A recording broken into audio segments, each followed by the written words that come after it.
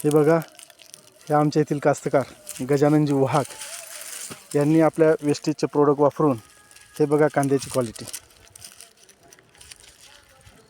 बघा. कोणता घ्या हातात. यांनी आपल्यासाठी याला 82 हुमिक याचा मोठ्या प्रमाणावर वापर केला. सलानानं सोडलं सर हे. अच्छा. ते काय केलं, हां. आपलं सलानात भरलं. अच्छा. फटी शेल्यापर्यंत जाऊस्तोवर आपली सलानाची धार राहते का नाही, आपल्या अंगासमध्ये सोडतात. हां हां. तशी धार अशी एका फटीत सोडून दिली. अच्छा. तर हे मी फक्त एकच झड टाकलं सर हे. अच्छा. हुमिक आणि 82. हो, दोन्ही. ती कसं टाकलं होतं सर, त्याच्यामुळे मला रिझल्ट चांगला दिला. त्याच्यामुळे यावर्षी पण मी वापरलं. अच्छा. तर सर कमीत कमी हे 3 कांदे टाकले ना सर, हं. तर 1 किलो भरते बा.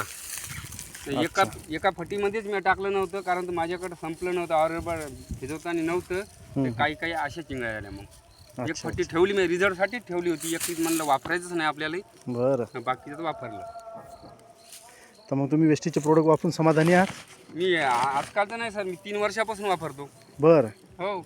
तुरीमध्ये लोक बरेच नाव ठेवतात, अच्छा. ते महाग भेटते काय भेटते, पण म्हणलं महाग भेटलं तर रिझल्ट आहे म्हणलं, आपल्याला महागचा काही विचार नाही करायचा. अच्छा. तुरीचा अवरेज किती आला सर तुम्हाला?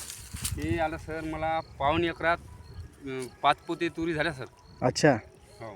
मग तर लय चांगलं झालं हो. सर. बरं. म्हणजे तुम्ही वेस्टेजचे प्रोडक्ट वापरून समाधानी आहात? समाधानी 100%.